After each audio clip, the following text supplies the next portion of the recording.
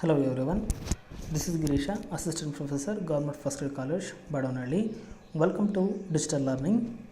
In the last class, we discussed the meaning and definition of secondary market and functions of secondary market, and also the recognition procedures of stock exchanges in India. So ಒಂದು stock exchange recognise ಆಗಬೇಕು ಅಂತಂದರೆ ಯಾವ ರೀತಿಯ ಪ್ರೊಸೀಜರ್ಸ್ಗಳನ್ನು follow ಮಾಡಬೇಕಾಗುತ್ತೆ ಅನ್ನೋದನ್ನ ಕಳೆದ ತರಗತಿಯಲ್ಲಿ ನಾವು ತಿಳ್ಕೊಂಡಿದ್ವಿ. So this is the continuation of the last class. So last ಕ್ಲಾಸ್ನ ಒಂದು ಕಂಟಿನ್ಯೂಷನ್ ಪಾರ್ಟ್ ಇದಾಗಿರುತ್ತೆ. ಸೊ ಫಸ್ಟ್ ಒನ್ ಅದರಲ್ಲಿ grant of recognition. The recognition will be granted by the central government provided the following conditions are fulfilled. ಯಾವುದೇ ಒಂದು stock exchange ಒಂದು government of India ಅಂಡರ್ಲೆ ಅಥವಾ SEBI ಅಂಡರ್ಲೆ ಅದು recognise ಆಗಬೇಕಂತಂದರೆ ಈ ಕೆಳಕಂಡ ಅಂಶಗಳನ್ನು ಅದು ಫುಲ್ಫಿಲ್ ಮಾಡಬೇಕು ಅಂತ. It should fulfil the following conditions issued by the central government for the recognition of stock exchanges in India. The first and foremost important point is the rules and bylaws of the stock exchanges applying for registration must ensure fair dealing and protect the interest of the investors. ಯಾವುದೇ ಒಂದು stock exchange establishment ಆಗ್ತಾ ಇದೆ ಅಂತಂದರೆ ಅದರ ಪ್ರಮುಖ ಉದ್ದೇಶ ಅದು ಒಂದು ಪ್ರಮುಖ ಒಂದು ಧ್ಯೇಯ ಫೇರ್ ಡೀಲಿಂಗ್ಸ್ ಇರಬೇಕು, ನ್ಯಾಯಸಮ್ಮತವಾದ ಒಂದು ಟ್ರಾನ್ಸಾಕ್ಷನ್ಗಳನ್ನು ಮಾಡಬೇಕು. ಅದ್ರ ಜೊತೆಗೆ it should protect the interest of the investors. ಒಬ್ಬ ಹೂಡಿಕೆದಾರರ ಒಂದು ವಿಚಾರಗಳನ್ನು, ಹೂಡಿಕೆದಾರರ ಒಂದು ಹಕ್ಕುಗಳನ್ನು ರಕ್ಷಣೆ ಮಾಡೋ ರೀತಿಯಲ್ಲಿ ಆ ಸ್ಟಾಕ್ ಎಕ್ಸ್ಚೇಂಜ್ನ ಒಂದು ಮೂಲ ಉದ್ದೇಶ ಆಗಿರಬೇಕು ಅಂತ. This is the first point. And next point ನೋಡೋದಾದರೆ the stock exchange concern must willing to comply with any other conditions that may imposed by the government from time to time. ಇದ್ರ ಜೊತೆಗೆ ಕಾಲಕ್ಕೆ government rules and regulations ಏನಾದರೂ changes ಆದರೆ so ಆ change ಆದಂಥ rules and ರೆಗ್ಯುಲೇಷನ್ಗಳನ್ನು ಯಥಾವತ್ತಾಗಿ ಇದು ಅಡಾಪ್ಟ್ ಮಾಡ್ಕೋಬೇಕು, ಅದ್ರ ಜೊತೆಗೆ ಇಂಪ್ಲಿಮೆಂಟೇಷನ್ ಮಾಡಬೇಕಾಗುತ್ತೆ. ಸೊ ಆ ಒಂದು ಟರ್ಮ್ಸ್ ಆ್ಯಂಡ್ ಕಂಡೀಷನ್ ಕೂಡ ಇದೇನು ಮಾಡಬೇಕು, ಸ್ಟಾಕ್ ಎಕ್ಸ್ಚೇಂಜಸ್ಸು ಫುಲ್ಫಿಲ್ ಮಾಡಬೇಕಾಗುತ್ತೆ ಅಂತ. So next one, the grant of recognition must be in interest of the trade as well as the interest of the public. So ಯಾವುದೇ ಒಂದು ಸ್ಟಾಕ್ ಎಕ್ಸ್ಚೇಂಜ್ ಎಸ್ಟಾಬ್ಲಿಷ್ಮೆಂಟ್ ಆಗ್ತಾಯಿದೆ ಅಂತಂದರೆ ಅದು ಒಂದು ಶೇರ್ಸ್ ಆ್ಯಂಡ್ ಸೆಕ್ಯೂರಿಟೀಸ್ನ ಸೇಲ್ ಮಾಡೋದ್ರ ಜೊತೆಯಲ್ಲೂ ಕೂಡ ಅದೇನು ಮಾಡಬೇಕು, ಪಬ್ಲಿಕ್ ಇಂಟ್ರೆಸ್ಟ್ ಆಗಿರಬೇಕು. ಅಂದರೆ ಪಬ್ಲಿಕ್ ಸಾಮಾಜಿಕ ಒಂದು ಉದ್ದೇಶ ಅಂತ ಏನು ಹೇಳಿ ಕರಿತೀವಲ್ಲ ನಾವು, ಸೊ ಸಾರ್ವಜನಿಕ ಉದ್ದೇಶ ಅಂತ ಏನು ಕರಿತೀವಲ್ಲ, ಸಾರ್ವಜನಿಕ ಉದ್ದೇಶಪೂರ್ವಕವಾಗಿರಬೇಕು ಅಂತ. ಸೊ ಇವೆಲ್ಲ ಟರ್ಮ್ಸ್ ಆ್ಯಂಡ್ ಕಂಡೀಷನ್ನ ಫುಲ್ಫಿಲ್ ಮಾಡೋದ್ರ ಮೂಲಕ ಆ ಒಂದು ಸ್ಟಾಕ್ ಎಕ್ಸ್ಚೇಂಜಸ್ ಏನು ಮಾಡ್ಬೋದು, ರೆಕಗ್ನೈಸ್ ಆಗ್ಬೋದು ಅಂತ. ಸೊ ಇದ್ರ ಜೊತೆಲೆ while getting a recognition, the central government may prescribe conditions regarding the qualification of membership, the method of entering into a contract, the representation of central government on the stock exchange and the maintenance of accounts and their audit. So ಇದ್ರ ಜೊತೆಗೆ ಯಾವುದೇ ಒಂದು stock exchanges recognise ಆಗಬೇಕು ಅಂತಂದರೆ ಅದರ ಒಂದು membership ಯಾವ ರೀತಿ ಆಗಬೇಕಾಗುತ್ತೆ, ಅದ್ರ ಜೊತೆಗೆ ಅದ್ರ method of entering into contract ಯಾವ ರೀತಿ ಕಂಪ್ನಿಗಳ ಜೊತೆ ಯಾವ ರೀತಿ ಅಗ್ರಿಮೆಂಟ್ಗಳು ಮಾಡ್ಕೋಬೇಕಾಗುತ್ತೆ, ಅದ್ರ ಜೊತೆಗೆ ಗೌರ್ಮೆಂಟ್ ರೆಪ್ರೆಸೆಂಟೇಟಿವ್ಸು ಒಂದು ಸ್ಟಾಕ್ ಎಕ್ಸ್ಚೇಂಜಸ್ಸಲ್ಲಿ ಇರ್ತಾರೆ. ಸೊ ಅದ್ರಿಗೆ ಸಂಬಂಧಪಟ್ಟಾಗೆ ಅದ್ರ ಜೊತೆಗೆ ಅದು ಒಂದು ಸ್ಟಾಕ್ ಎಕ್ಸ್ಚೇಂಜ್ ಯಾವ ರೀತಿಯಾದ ಬುಕ್ಸ್ ಆಫ್ ಅಕೌಂಟ್ಸ್ಗಳನ್ನು ಮೇಂಟೈನ್ ಮಾಡಬೇಕಾಗುತ್ತೆ, ಅದ್ರ ಜೊತೆಗೆ ಅದು ಯಾವ ರೀತಿಯಾದ ಆಡಿಟ್ ವರ್ಕ್ಸ್ನ ಮಾಡಿಸ್ಬೇಕಾಗುತ್ತೆ ಅದಕ್ಕೆ ಸಂಬಂಧಪಟ್ಟಾಗೆ ಈ ರೀತಿಯ ರೂಲ್ಸ್ ಆ್ಯಂಡ್ ರೆಗ್ಯುಲೇಷನ್ಗಳನ್ನು ಫುಲ್ಫಿಲ್ ಮಾಡಿದಾಗ, ಈ ರೀತಿ ಟರ್ಮ್ಸ್ ಆ್ಯಂಡ್ ಕಂಡೀಷನ್ಗಳನ್ನ ಫುಲ್ಫಿಲ್ ಮಾಡಿದಾಗ the stock exchanges will get A recognition under the government of India. So next one, renewal of recognition. If any stock exchanges intend to renew its recognition, it must once again make an application to the central government in the aforesaid manner 3 months before the expiry of period of recognition. ಯಾವುದೋ ಒಂದು stock exchange renewal ಮಾಡಿಸ್ಬೇಕು, ಅದು recognition renewal ಮಾಡಿಸ್ಬೇಕಂತಂದರೆ ಆ recognition ಏನು date expiry ಆಗೋದಕ್ಕಿಂತ ಮುಂಚಿತವಾಗಿ ಒಂದು prescribe ಫಾರ್ಮಲ್ಲಿ ಅಪ್ಲಿಕೇಶನ್ನ ಪ್ರಿಪೇರ್ ಮಾಡೋದ್ರ ಮೂಲಕ 3 months ಮುಂಚಿತವಾಗಿ ಅದೇನು ಮಾಡಬೇಕಾಗುತ್ತೆ, ಒಂದು ಅಪ್ಲಿಕೇಶನ್ನ ಸಬ್ಮಿಷನ್ ಮಾಡಬೇಕಾಗುತ್ತೆ ಅಂತ. So this is about renewal of recognition. So next one, withdrawal of recognition. The central government may withdraw the recognition granted to any stock exchange at any time if the opinions that the recognition granted in against of the interest of trade or public interest. ಯಾವುದೋ ಒಂದು stock ಎಕ್ಸ್ಚೇಂಜಸ್ಸು ಅದು ಒಂದು public ಇಂಟ್ರೆಸ್ಟ್ಗೆ against ಆಗಿ ಅದು ಒಂದು fair ಟ್ರಾನ್ಸಾಕ್ಷನ್ಗಳನ್ನ ಮಾಡ್ತಾ ಇಲ್ಲ ಅಂತ ಗೌರ್ಮೆಂಟ್ ಆಫ್ ಇಂಡಿಯಾಗೆ ರೆಕಗ್ನೈಸ್ ಆಯಿತು ಅಂತಂದರೆ ಸೊ ಅದನ್ನೇನು ಮಾಡ್ಬೋದು, ಅದು ಗೊತ್ತಾಯಿತು ಅಂತಂದು ಐಡೆಂಟಿಫೈ ಮಾಡಿದಾಗ ಅದನ್ನೇನು ಮಾಡೋದು, ರೆಕಗ್ನಿಷನ್ನ ವಿತ್ಡ್ರಾವಲ್ ಮಾಡ್ಬೋದು. While doing so it must give a sufficient opportunity to the governing body of the stock exchange to explain its position. So ಇದಕ್ಕೆ ಸಂಬಂಧಪಟ್ಟಾಗೆ ಒಂದು ಎನ್ಕ್ವೈರಿ ಮಾಡೋದ್ರ ಮೂಲಕ, ಇದಕ್ಕೆ ಸಂಬಂಧಪಟ್ಟಾಗ ಒಂದು ವಿಚಾರಣೆ ಮಾಡೋದ್ರ ಮೂಲಕ ಆ ಸ್ಟಾಕ್ ಎಕ್ಸ್ಚೇಂಜ್ನ ಒಂದು ರೆಕಗ್ನಿಷನ್ನ ನಾವೇನು ಮಾಡ್ಬೋದು, ಕ್ಯಾನ್ಸಲ್ ಮಾಡ್ಬೋದು. ಯಾವುದು, ಗೌರ್ಮೆಂಟ್ ಆಫ್ ಇಂಡಿಯಾ ಅಂತ. ಓಕೆನಾ. So next one, listing of stock exchanges. Recently, the SEBI has permitted the stock exchanges and the depositories to list in order to ensure greater transparency and the accountability. However, the stock exchanges not permitted to list on themselves. They have to be operational for the last 3 years to the list. The other condition to be fulfilled for listings are, so ಇಲ್ಲಿ ನಾವೇನು stock exchange listing ಮಾಡಿಸ್ತಾ ಇದ್ದೀವಿ, so ಅದ್ರ ಜೊತೆಗೆ ಈ ಕೆಳಕಂಡ ಅಂಶಗಳನ್ನು ಕೂಡ ಒಂದು ಸೆಬಿ ಪ್ರೊವೈಡ್ ಮಾಡಿರುತ್ತೆ ಅಂತ. ಸೊ ಅದು ಆಪ್ರೇಷನಲ್ಲಾಗಿ 3 ಇಯರ್ಸ್ ಅದು ಏನು ಮಾಡಬೇಕಾಗುತ್ತೆ, ವರ್ಕ್ ಮಾಡಿರಬೇಕಾಗುತ್ತೆ. ಸೊ ಹಾಗಾಗಿ ಈ ಕೆಳಕಂಡ ಅಂಶಗಳನ್ನು ಕೂಡ ಅದೇನು ಮಾಡಬೇಕು, ಫುಲ್ಫಿಲ್ ಮಾಡಬೇಕಾಗುತ್ತೆ ಅಂತ. ಸೊ ಅಲ್ಲಿ first point, the minimum net worth of stock exchanges and depositories should be 100 crore. So ಒಂದು 100 ಕೋಟಿಯ ಒಂದು ಮಿನಿಮಮ್ ನೆಟ್ವರ್ತ್ ಇರಬೇಕಾಗುತ್ತೆ, ಯಾವುದೋ ಒಂದು ಆ ಸ್ಟಾಕ್ ಎಕ್ಸ್ಚೇಂಜಸ್ ಆಗಲಿ ಅಥವಾ ಡೆಪಾಸಿಟರೀಸ್ ಆಗಲಿ. The clearing corporation should have a minimum net worth of 300 crore. So clearing corporation ಅಂದರೆ ಲಿಸ್ಟ್ ಆಗಬೇಕು ಅಂತಂದರೆ ಅದರ ಒಂದು ನೆಟ್ವರ್ತ್ ಎಷ್ಟಿರಬೇಕಾಗುತ್ತಂತೆ, 300 crores ಇರಬೇಕಾಗುತ್ತೆ ಅಂತ. So next, clearing houses are not eligible for listing. So clearing houses list ಆಗಲಿಕ್ಕೆ ಅಥವಾ ರೆಕಗ್ನೈಸ್ ಆಗಲಿಕ್ಕೆ ಎಲಿಜಿಬಿಲಿಟಿ ಇರೋದಿಲ್ಲ. No single investor can hold more than 5% in the stock exchange. So ಒಬ್ಬ ಸಿಂಗಲ್ ಓನರು ಅವನು more than 5% ಸ್ಟೇಕ್ನ ಇದು more than 5% holding ಇಟ್ಕೊಳ್ಳೋ ಆಗಿಲ್ಲ ಯಾವುದೇ ಒಂದು ನಿರ್ದಿಷ್ಟ ಸ್ಟಾಕ್ ಎಕ್ಸ್ಚೇಂಜಸ್ಸಲ್ಲಿ. However the institutional investors allowed to hold up to 15% stake. So ಯಾವುದೇ ಇನ್ಸ್ಟಿಟ್ಯೂಷನಲ್ ಇನ್ವೆಸ್ಟರ್ಸ್ ಆದರೆ ಅವ್ರು ಬೇಕಾದ್ರೆ 15% ಕೂಡ ಅವ್ರು ಏನು ಮಾಡ್ಬೋದು, ಕ್ಯಾಪಿಟಲ್ನ ಅಥವಾ ಇನ್ವೆಸ್ಟ್ಮೆಂಟ್ನ ಮಾಡಿರ್ಬೋದು ಅಂತ. ಓಕೆನಾ. So next, the public shell hold 51% in the exchanges. So exchanges and depository May list if they address the conflicts of interest between business and regulatory function. So ಯಾವುದೇ ಒಂದು ಸ್ಟಾಕ್ ಎಕ್ಸ್ಚೇಂಜಸ್ಸಲ್ಲಿ ಪಬ್ಲಿಕ್ಸ್ ಎಷ್ಟು ಬೇಕಾಗುತ್ತೆ, ಒಂದು 51% ಏನಿರ್ಬೋದು ಅವ್ರದ್ದು ಕ್ಯಾಪಿಟಲ್ ಹೋಲ್ಡಿಂಗ್ಸ್ ಇರ್ಬೋದಾಗುತ್ತೆ ಅಂತ. So next ಒಂದು ನೋಡೋದಾದರೆ, exchanges should similarly transfer 1/5 of their profit to their investor protection fund. So ಆ ಸ್ಟಾಕ್ ಎಕ್ಸ್ಚೇಂಜ್ನ ಪ್ರತಿ ವರ್ಷದ ಪ್ರಾಫಿಟ್ನ 1/5 ಯಾರಿಗೆ ಟ್ರಾನ್ಸ್ಫರ್ ಮಾಡಬೇಕಾಗುತ್ತೆ, ಇನ್ವೆಸ್ಟರ್ ಪ್ರೊಟೆಕ್ಷನ್ ಫಂಡ್ಗೆ ಟ್ರಾನ್ಸ್ಫರ್ ಮಾಡಬೇಕಾಗುತ್ತೆ ಅಂತ. ಅದ್ರ ಜೊತೆಗೆ non operational stock exchange may be voluntarily exist. ಯಾವುದೋ ಒಂದು ಸ್ಟಾಕ್ ಎಕ್ಸ್ಚೇಂಜ್ ವರ್ಕ್ ಮಾಡ್ತಾ ಇಲ್ಲ ಅಂತಂದರೆ ಅದೇನಾಗುತ್ತೆ, ಆಟೋಮೆಟಿಕ್ಕಾಗಿ ಎಕ್ಸಿಸ್ಟ್ ಆಗುತ್ತೆ ಅಂತ. So this is about the procedures, this is about the condition should fulfilled by the stock exchanges at the time of getting a recognition under the Government of India and SEBI. So next, the management of stock exchanges. The recognized stock exchanges are managed by governing boards. The governing boards consist of elected member directors from the stock broker members, public representatives, government nominees by the SEBI.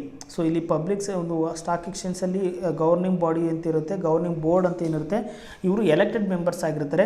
So stock ಎಕ್ಸ್ಚೇಂಜಸ್ಸಿಂದ ಸೆಬಿಯಿಂದ nominate ಆಗಿರೋರು ಇರ್ತಾರೆ, ಪಬ್ಲಿಕ್ಕಿಂದ nominate ಆಗಿರೋರು ಇರ್ತಾರೆ, represent ಮಾಡೋವಂಥವ್ರು ಇರ್ತಾರೆ, ಜೊತೆಗೆ stock ಬ್ರೋಕರ್ಸಿಂದನೂ ಕೂಡ nominate ಮಾಡಿರೋಂಥವ್ರು ಇರ್ತಾರೆ ಅಂತ. ಓಕೆನಾ. ಅದ್ರ ಜೊತೆಗೆ the government also power to nominate the president and vice president of stock exchange and approve the appointment of chief executives and the public representatives. So ಗೌರ್ಮೆಂಟ್ಗೆ ಆ ಸ್ಟಾಕ್ ಎಕ್ಸ್ಚೇಂಜಸ್ನ ಒಬ್ಬ ಡೈರೆಕ್ಟರು ಮತ್ತು ಪ್ರೆಸಿಡೆಂಟ್ ಮತ್ತು ವೈಸ್ ಪ್ರೆಸಿಡೆಂಟ್ನ ನಾಮಿನೇಟ್ ಮಾಡೋವಂಥ ಒಂದು ಅಧಿಕಾರ ಇದೆ. ಅದ್ರ ಜೊತೆಗೆ ಪಬ್ಲಿಕ್ ರೆಪ್ರೆಸೆಂಟೇಟಿವ್ನ ಅಪಾಯಿಂಟ್ಮೆಂಟ್ ಮಾಡೋವಂಥ ಒಂದು ಅಧಿಕಾರ ಗೌರ್ಮೆಂಟ್ಗೆ ಇರುತ್ತೆ ಅಂತ. ಅದ್ರ ಜೊತೆಗೆ the major stock exchanges are to be nominated by the chief executive directors and smaller stock exchanges operated with the secretaries.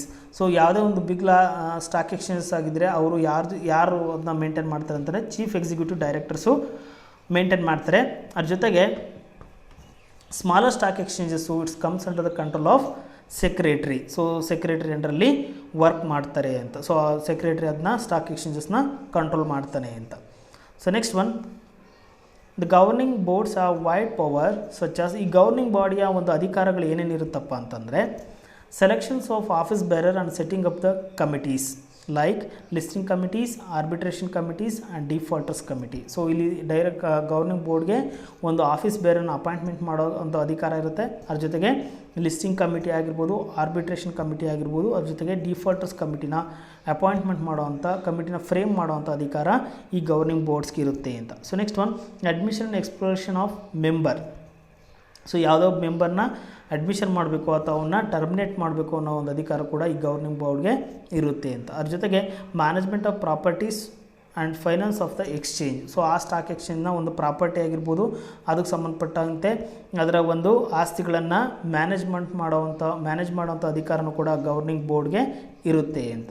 So next one, framing and interpretation of rules, bylaws etcetera for the regulation of stock exchange. So ಆ stock exchange ಸಂಬಂಧಪಟ್ಟಂಥ ಎಲ್ಲ rules and ರೆಗ್ಯುಲೇಷನ್ಗಳನ್ನು formulate ಮಾಡೋದು ಮತ್ತು ಅದನ್ನ implementation ಮಾಡುವಂಥ ಅಧಿಕಾರ ಆ stock ಎಕ್ಸ್ಚೇಂಜ್ನ ಒಂದು ಗವರ್ನಿಂಗ್ ಬೋರ್ಡ್ಗೆ ಇರುತ್ತೆ ಅಂತ.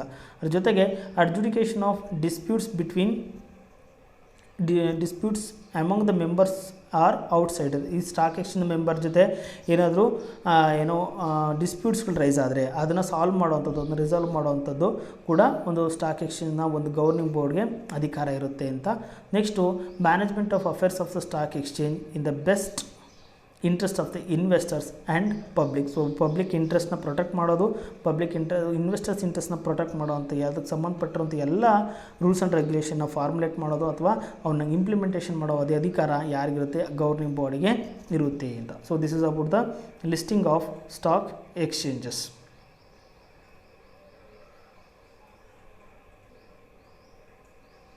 ಸೊ ಇದುವರೆಗೂ ಕೂಡ ನಾವು ರೆಕಗ್ನಿಷನ್ ಆಫ್ ಸ್ಟಾಕ್ ಎಕ್ಸ್ಚೇಂಜಸ್ ಅನ್ನೋದ್ರ ಬಗ್ಗೆ ಡಿಸ್ಕಷನ್ ಮಾಡಿದ್ವಿ. ಯಾವುದೇ ಒಂದು ಭಾರತದಲ್ಲಿ ಅಥವಾ ಒಂದು ಇಂಡಿಯಾದಲ್ಲಿ ನಾವು ಒಂದು ಸ್ಟಾಕ್ ಎಕ್ಸ್ಚೇಂಜಸ್ ಎಸ್ಟಾಬ್ಲಿಷ್ಮೆಂಟ್ ಆಗ್ತಿದೆ ಅಂತಂದರೆ ಅದು ಗೌರ್ಮೆಂಟ್ ಆಫ್ ಇಂಡಿಯಾ ಅಂಡರಲ್ಲಿ ಯಾವ ರೀತಿಯಾಗಿ ರೆಕಗ್ನಿಷನ್ ತೊಗೋಬೇಕಾಗುತ್ತೆ, ಯಾವ ರೀತಿಯಾಗಿ ಅದು ರೂಲ್ಸ್ ಆ್ಯಂಡ್ ರೆಗ್ಯುಲೇಷನ್ನ ಫಾಲೋ ಮಾಡಬೇಕಾಗುತ್ತೆ, ಅದ್ರ ಜೊತೆಗೆ ಅದರ ರೆಕಗ್ನಿಷನ್ನ ಯಾವ ರೀತಿ ರಿನ್ಯೂವಲ್ ಮಾಡಬೇಕಾಗುತ್ತೆ, ಅದ್ರ ಜೊತೆಗೆ ವಿಡ್ರಾವಲ್ ಯಾವ ಟೈಮಲ್ಲಿ ಆಗುತ್ತೆ, ಅದಕ್ಕೆ ಸಂಬಂಧಪಟ್ಟಂಥ ವಿಷಯಗಳನ್ನು ಇದುವರೆಗೂ ಕೂಡ ತಿಳ್ಕೊಂಡ್ವಿ. ನೆಕ್ಸ್ಟು, ಆ ಸ್ಟಾಕ್ ಎಕ್ಸ್ಚೇಂಜಸಲ್ಲಿ ಮೆಂಬರ್ ಆಗಬೇಕಂತಂದರೆ ಯಾವ ರೀತಿಯ ಟರ್ಮ್ಸ್ ಆ್ಯಂಡ್ ಕಂಡೀಷನ್ಗಳನ್ನ ಫಾಲೋ ಮಾಡಬೇಕಾಗುತ್ತೆ ಅಂತ. So membership to become a member of recognised stock exchange, a member must possess the following qualification. ಯಾವುದೇ ಒಂದು ಸ್ಟಾಕ್ ಎಕ್ಸ್ಚೇಂಜಸಲ್ಲಿ ಯಾವೊಬ್ಬ ಮೆಂಬರ್ ಆಗಬೇಕು ಅಂತಂದರೆ ಅವನು ಈ ಕೆಳಕಂಡ ಒಂದು ಕ್ವಾಲಿಫಿಕೇಷನ್ನ ಫುಲ್ಫಿಲ್ ಮಾಡಬೇಕಾಗುತ್ತೆ ಅಂತ. So first qualification, you should be a citizen of India. ಅವನು ಭಾರತದ ಒಬ್ಬ ಪ್ರಜೆ ಆಗಿರಬೇಕು first of all. Next one, you should not be less than 21 years of age. ಆ 21 ಇಯರ್ಸ್ಗಿಂತ ಕಡಿಮೆ ವಯಸ್ಸಿನವ್ರು ಆಗಿರಬಾರ್ದು, ಮೋರ್ ದ್ಯಾನ್ 21 ಇಯರ್ಸ್ ಆಗಿರಬೇಕು. Next, you should not have been adjudged or bankrupt or an insolvent. You should not be an insolvent or you should not be bankrupt. So ಅವನು ಏನಾಗಿರಬಾರ್ದು, bankrupt ಆಗಿರ್ಬೋದು ಅಥವಾ ಇನ್ಸಾಲ್ವೆಂಟ್ ಆಗಿರಬಾರ್ದು ಅಂತ. Next, you should not have been convicted for an offence involving in the fraud or dishonesty. ಇವನು ಯಾವುದೇ ಒಬ್ಬ ಒಂದು ಕ್ರಿಮಿನಲ್ ಆಗಿರ್ಬೋದು ಅಥವಾ ಒಂದು ಅಫೆನ್ಸ್ಗಳಾಗಿರ್ಬೋದು ಅಥವಾ ಡಿಸಾನೆಸ್ಟಿ ಅಥವಾ ಫ್ರಾಡ್ನಲ್ಲಿ ಯಾವುದೇ ಒಬ್ಬ ಅವನೊಬ್ಬ ಅಪರಾಧಿ ಆಗಿರಬಾರ್ದು, ಕನ್ವಿಕ್ಟೆಡ್ ಆಗಿರಬಾರ್ದು ಅನ್ನೋದು ನಾವಿಲ್ಲಿ ಅರ್ಥ ಮಾಡ್ಕೋಬೇಕು. Next, you should not be engaged in the any other business except dealing in securities. ಅವನು ಶೇರ್ಸ್ ಆ್ಯಂಡ್ ಸೆಕ್ಯೂರಿಟೀಸ್ ಡೀಲಿಂಗ್ಸ್ ಬಿಟ್ಟು ಬೇರೆ ಯಾವುದೇ ಒಂದು ಬಿಸ್ನೆಸ್ಸಲ್ಲಿ ಎಂಗೇಜ್ ಆಗಿರಬಾರ್ದು ಅಂತ. ಓಕೆನಾ. Next last point, you should not have been expelled by any other stock exchanges or declared as a defaulter by any other stock exchange. So ಇದುವರೆಗೂ ಯಾವುದೇ ಸ್ಟಾಕ್ ಎಕ್ಸ್ಚೇಂಜ್ನ ಮೆಂಬರ್ ಆಗಿ ಅಲ್ಲಿಂದ ಟರ್ಮಿನೇಟ್ ಆಗಿರಬಾರ್ದು. ಅದ್ರ ಜೊತೆಗೆ ಯಾವುದೇ ಸ್ಟಾಕ್ ಎಕ್ಸ್ಚೇಂಜು ಅವನೊಬ್ಬ ಡಿಫಾಲ್ಟರ್ ಅಂತೇಳಿ declare ಮಾಡಿರಬಾರ್ದು. So ಇಷ್ಟು ಅಂಶಗಳನ್ನು ಅವನೇನು ಮಾಡಬಾರ್ದು, ಇಷ್ಟು ಅಂಶಗಳನ್ನು ಫುಲ್ಫಿಲ್ ಮಾಡೋದ್ರ ಮೂಲಕ ಆ ಒಬ್ಬ ವ್ಯಕ್ತಿ ಏನಾಗ್ಬೋದು, ಸ್ಟಾಕ್ ಎಕ್ಸ್ಚೇಂಜ್ನ ಒಂದು ರೆಕಗ್ನೈಸ್ಡ್ ಸ್ಟಾಕ್ ಎಕ್ಸ್ಚೇಂಜ್ನ ಮೆಂಬರ್ ಆಗ್ಬೋದು ಅಂತ ನಾವಿಲ್ಲಿ ಅರ್ಥ ಮಾಡ್ಕೋಬೋದು ಅಂತ. ಓಕೆನಾ. ಸೊ ನೆಕ್ಸ್ಟು, ಇಂಡಿಯಾದಲ್ಲಿರೋ ಇಂಪಾರ್ಟೆಂಟ್ ಸ್ಟಾಕ್ ಎಕ್ಸ್ಚೇಂಜಸ್ನ ನಾವು ಡಿಸ್ಕಷನ್ ಮಾಡ್ತಾ ಇದ್ದೀವಿ. ಅದರಲ್ಲಿ first one, national stock exchange of India, that's NSC ಅಂತ ಕರಿತೀವಿ. ಅದ್ರ ಜೊತೆಗೆ ಇದನ್ನು ನ್ಯಾಷನಲ್ ಸ್ಟಾಕ್ ಎಕ್ಸ್ಚೇಂಜಸ್ ಅಂತಲೂ ಕೂಡ ಕರಿತೀವಿ ಅಂತ. ಓಕೆನಾ. So the high power committee and the establishment of new stock exchanges headed by M.J. Peeravani is the former UTI chairman. First mooted the idea of national stock exchange is June 1991. So 1991 ಜೂನಲ್ಲಿ ಈ UTIನ ಒಬ್ಬ farmer chairman ಆದಂತಹ ಪೇರವಾನಿ ಅನ್ನೋರು ಮೊದಲು ಒಬ್ಬ ಭಾರತಕ್ಕೆ ಒಂದು ಸುಭದ್ರವಾದ ಒಂದು stock ಎಕ್ಸ್ಚೇಂಜ್ನ ಅವಶ್ಯಕತೆ ಇದೆ ಅನ್ನೋದನ್ನ ಐಡೆಂಟಿಫೈ ಮಾಡ್ತಾರೆ. ಸೊ ಇದು ಮೇನ್ ಎಸ್ಟಾಬ್ಲಿಷ್ಮೆಂಟ್ ಆಗಲಿಕ್ಕೆ ಒಂದು ಹೈ ಪವರ್ ಕಮಿಟಿ ಅಂತ ಫ್ರೇಮ್ ಮಾಡಿರ್ತಾರೆ. ಆ ಹೈ ಪವರ್ ಕಮಿಟಿ ಏನೆಲ್ಲ ಇಂಡಿಯನ್ ಸ್ಟಾಕ್ ಎಕ್ಸ್ಚೇಂಜಸಲ್ಲಿನ ವೀಕ್ನೆಸ್ಗಳನ್ನು ಸ್ಟಡಿ ಮಾಡುತ್ತೆ ಮೊದಲು. ಸೊ ಆ ವೀಕ್ನೆಸ್ನ ಸ್ಟಡಿ ಮಾಡಿ ಅದಕ್ಕೆ ಸಂಬಂಧಪಟ್ಟಾಗ ಅವಕ್ಕೆ ಸೊಲ್ಯೂಷನ್ ಆಗಿ ನ್ಯಾಷನಲ್ ಸ್ಟಾಕ್ ಎಕ್ಸ್ಚೇಂಜಸ್ನ ಎಸ್ಟಾಬ್ಲಿಷ್ಮೆಂಟ್ ಮಾಡ್ತೀವಿ. ಸೊ ಹಾಗಾಗಿ the committee identified the following weaknesses in the Indian stock market. So Indian stock ಮಾರ್ಕೆಟಲ್ಲಿ ಏನೆಲ್ಲ ಒಂದು ವೀಕ್ನೆಸ್ ಇತ್ತು ಅಂಥ ಟೈಮಲ್ಲಿ ಅನ್ನೋದಾದರೆ, first one, insufficient and outdated trading system. So ತುಂಬ ಇನ್ಸಫಿಷಿಯೆಂಟ್ ಆಗಿರೋ, ಎಫಿಷಿಯನ್ಸಿ ಇಲ್ಲದೆ ಇರೋವಂಥದ್ದು ಅಥವಾ outdated trading system. So latest technology adopt ಮಾಡ್ಕೊಂಡಿರೋದಿಲ್ಲ, ಭಾಳ ಇನ್ಸಫಿಷಿಯೆಂಟಾಗಿ ವರ್ಕ್ ಮಾಡುತ್ತೆ.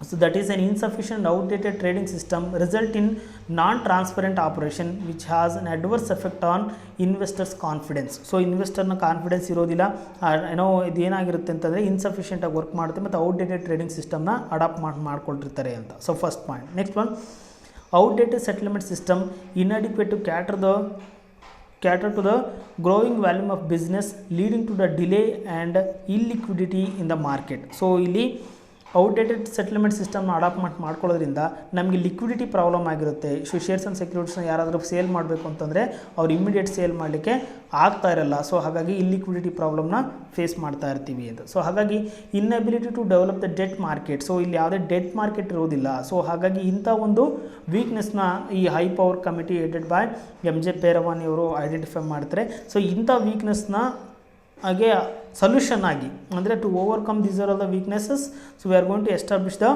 National stock exchanges. ಸೊ ಹಾಗಾಗಿ ಇಂಥ ಲಿಮಿಟೇಷನ್ಸ್ನ ಇಂಥ ಒಂದು ವೀಕ್ನೆಸಸ್ನ ಓವರ್ಕಮ್ ಮಾಡಲಿಕ್ಕೆ ಸೊ ಆಗ ನಾವೇನು ಮಾಡಿದ್ವಿ, ನ್ಯಾಷನಲ್ ಸ್ಟಾಕ್ ಎಕ್ಸ್ಚೇಂಜಸ್ನ ಎಸ್ಟಾಬ್ಲಿಷ್ಮೆಂಟ್ ಮಾಡಿದ್ವಿ ಅಂತ. The national stock exchanges of India was incorporated in the November 1992 with N equity capital of 25 crores and it's promoted by IDBI, ICICI, LIC and GIC and its subsidiaries. Along with that, the State Bank of India and SBI Capital Market Limited. So ಇಷ್ಟೊಂದು ಆರ್ಗನೈಸೇಷನ್ಗಳು promote ಮಾಡಿ so the national stock ಎಕ್ಸ್ಚೇಂಜಸ್ನ 1992ನಲ್ಲಿ establishment ಮಾಡಿದ್ರು ಅನ್ನೋದನ್ನ ನಾವಿಲ್ಲಿ ಅರ್ಥ ಮಾಡ್ಕೋಬೇಕು. ಸೊ ಮುಖ್ಯವಾಗಿ ಇದರ ಆಬ್ಜೆಕ್ಟಿವ್ಸ್ ಏನಾಗಿತ್ತು ಅಂತಂದರೆ to establish nationwide facility for equities and debt and hybrids. So ಇಲ್ಲಿ ನ್ಯಾಷನಲ್ ವೈಡ್ ಟ್ರೇಡಿಂಗ್ ಫೆಸಿಲಿಟಿನ ಪ್ರೊವೈಡ್ ಮಾಡಬೇಕು ಅಂತ. ಶೇರ್ಸ್ ಆ್ಯಂಡ್ ಸೆಕ್ಯೂರಿಟೀಸ್ನ ಯಾವ ಟೈಮಲ್ಲಿ ಎಲ್ಲಿಂದ ಅನ್ನೋದು ಕೂಡ ಪರ್ಚೇಸ್ ಮಾಡುವಂಥ ಫೆಸಿಲಿಟಿನ ಪ್ರೊವೈಡ್ ಮಾಡಬೇಕು ಅನ್ನೋದನ್ನ ಮೇನ್ ಆಬ್ಜೆಕ್ಟಿವ್ ಆಗಿ ಇಟ್ಕೊಂಡು ಈ ಒಂದು ಆರ್ಗನೈಸೇಷನ್ನು ಎಸ್ಟಾಬ್ಲಿಷ್ಮೆಂಟ್ ಆಯಿತು. To facilitate equal access to the investors across the country. So ಎಲ್ಲರೂ ಕೂಡ ಈಕ್ವಲ್ ಆಕ್ಸೆಸಬಿಲಿಟಿನ ಪ್ರೊವೈಡ್ ಮಾಡಬೇಕು ಅನ್ನೋದು ಒಂದು ಅನದರ್ ಆಬ್ಜೆಕ್ಟಿವ್ ಆಗಿತ್ತು. Next, to provide the fairness, efficiency and transparency to the securities trading. So ಇಲ್ಲಿ ಯಾವುದೇ ಟ್ರಾನ್ಸಾಕ್ಷನ್ಗಳು ನಡೆಯುವಂಥ ಟ್ರಾನ್ಸಾಕ್ಷನ್ಗಳಿಗೆ ಫೇರ್ನೆಸ್ ಆಗಿರ್ಬೇಕು, ನ್ಯಾಯಸಮ್ಮತವಾದ ಒಂದು ಎಫಿಷಿಯೆಂಟ್ ಮತ್ತು ಪಾರದರ್ಶಕವಾದ ಒಂದು ಟ್ರಾನ್ಸಾಕ್ಷನ್ಗಳನ್ನು ಮಾಡಬೇಕು ಅನ್ನೋ ಒಂದು ಉದ್ದೇಶವನ್ನು ಈ ನ್ಯಾಷನಲ್ ಸ್ಟಾಕ್ ಎಕ್ಸ್ಚೇಂಜಸ್ ಹೊಂದಿತ್ತು.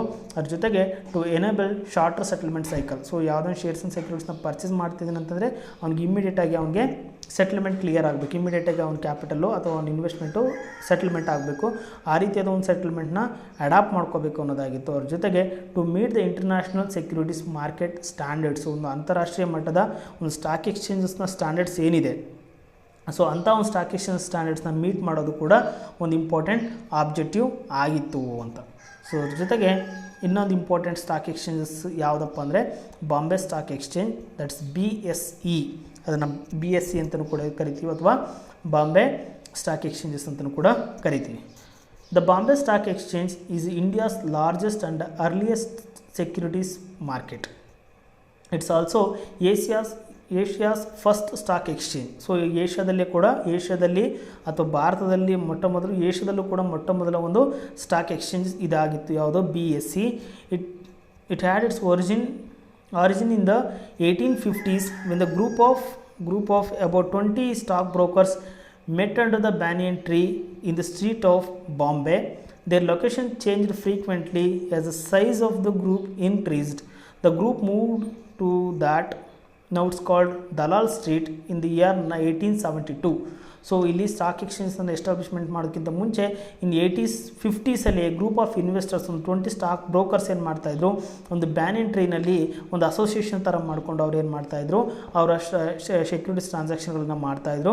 ಸೊ ಇಂಥ ಒಂದು ಟ್ರಾನ್ಸಾಕ್ಷನ್ನು ಡೇ ಬೈ ಡೇ ಏನಾಗ್ತಾಯಿತ್ತು, ಅದರ ಸೈಜು, ಅದು ಗ್ರೂಪ್ ಆಫ್ ಇನ್ವೆಸ್ಟರ್ಸ್ ಏನಾಗ್ತಾಯಿದ್ರು, ಜಾಸ್ತಿ ಆಗ್ತಾಯಿದ್ರು. ಸೊ ಅವ್ರು ಎಲ್ಲಿಗೆ ಸ್ಥಳಾಂತರ ಆಗ್ತಾರೆ ಅಂದರೆ ದಲಾಲ್ ಸ್ಟ್ರೀಟ್ ಅಂತ ಒಂದು ಮುಂಬೈಲಿರೋ ಒಂದು ಸ್ಟ್ರೀಟ್ಗೆ, ಒಂದು ಬೀದಿಗೆ, ಒಂದು ಪರ್ಟಿಕ್ಯುಲರ್ ರೋಡ್ಗೆ ಅವರು ಟ್ರಾನ್ಸ್ಫರ್ ಆಗ್ತಾರೆ ಇನ್ ದಿ ಇಯರ್ 1872.